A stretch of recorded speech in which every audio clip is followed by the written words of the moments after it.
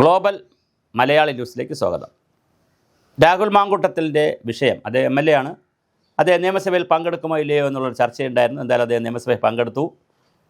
പ്രത്യേക ബ്ലോക്കായിട്ട് അദ്ദേഹത്തെ ഇരുത്തും എന്ന് പറഞ്ഞ് പ്രത്യേക ബ്ലോക്കായിട്ടാണ് ഇരുന്നത്. പക്ഷേ അദ്ദേഹം ഇപ്പോൾ ചെറുതായി സംസാരിച്ചു തുടങ്ങിയിട്ടുണ്ട്, വാ തുറന്നു തുടങ്ങിയിട്ടുണ്ട്.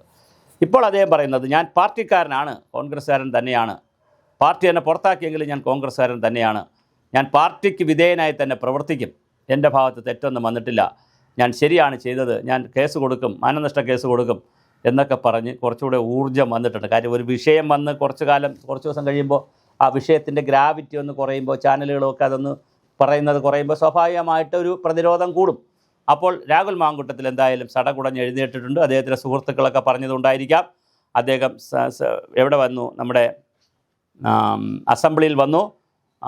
ഇപ്പോൾ അദ്ദേഹം പത്രക്കാരോട് പറഞ്ഞിരിക്കുകയാണ്, ഞാൻ പൂർവാധി ശക്തിയായി തിരിച്ചു വരുന്നു, ഞാൻ തിരിച്ചു വരും, ഇനിയും ശക്തമായി തന്നെ നിലനിൽക്കും, പാർട്ടിക്ക് വിധേയനായിരിക്കും എല്ലാ കാലവും, ഞാൻ ഒരു കാരണവശാലും പാർട്ടിക്ക് അതീതനായി പ്രവർത്തിക്കത്തില്ല, ഞാൻ ഒരു തെറ്റും ചെയ്തിട്ടില്ല, ഞാൻ ഈ സ്ത്രീകളൊക്കെ പറയുന്നത് തെറ്റാണ് അല്ലെങ്കിൽ അത് തന്നെ ട്രാപ്പാണെന്നുള്ള ഒരു വ്യംഗ്യമായ അർത്ഥത്തിൽ, ഡയറക്റ്റ് ട്രാപ്പ് എന്ന് പറഞ്ഞില്ലെങ്കിൽ പോലും അത് ആ ഒരു അർത്ഥം വരുന്ന നിലയിലാണ് രാഹുൽ മാങ്കൂട്ടത്തിൻ്റെ നിലപാട്.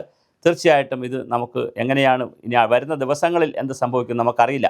എന്തായാലും ഒരു MLA എന്നുള്ള നിലയിൽ അദ്ദേഹം ഭരണപക്ഷിയിലായിരുന്നെങ്കിൽ, നേരത്തെ UDFിലായിരുന്നെങ്കിൽ വളരെ മനോഹരമായി ഈ ഗവൺമെൻറ്റിൻ്റെ ചെയ്തികളും തെറ്റുകളും ഒക്കെ ചൂണ്ടിക്കാണിക്കുന്നതിന് വലിയ ചാൻസ് കിട്ടിയിരുന്നു.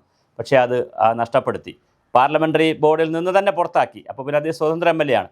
ഇനി സംസാരിക്കാൻ ചാൻസ് കിട്ടണമെന്നില്ല, വളരെ അപൂർവമായിരിക്കും ചാൻസ് കിട്ടുക, അത് തന്നെ കിട്ടണമെന്നില്ല. കാരണം ജൂനിയറാണ്, വളരെ ജൂനിയറാണ്, പ്രായം കൊണ്ട് ജൂനിയറാണ്, പദവി കൊണ്ട് ജൂനിയറാണ്, യൂത്ത് കോൺഗ്രസ് പോലും ആയിട്ടില്ല. മാത്രമല്ല പിന്നെ MLA ആയിട്ടും ആദ്യമായിട്ടാണ്. വളരെ അദ്ദേഹത്തിന് നെഗറ്റീവാണ്.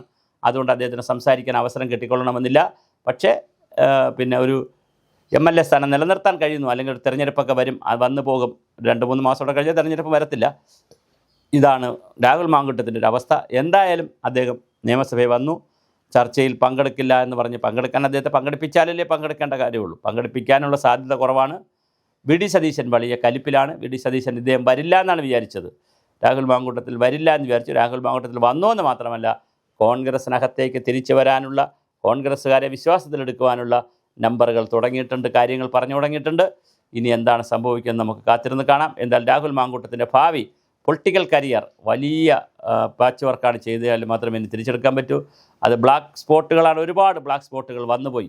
ഇനി എങ്ങനെ അത് തിരിച്ചെടുക്കുമെന്നുള്ളതിനെ സംബന്ധിച്ച് ആർക്കും ഒരു പിടിയുമില്ല, ആശങ്കകൾ മാത്രമാണ് മുന്നിലുള്ളത്. എന്തായാലും രാഹുൽ മാങ്കൂട്ടത്തിൽ ഒരു കല്യാണമെല്ലാം കഴിച്ച് കുറച്ചുകൂടെ മാന്യമായ ജീവിതമൊക്കെ നയിച്ചൊക്കെ വരുമ്പോൾ ശരിയാവുമായിരിക്കും.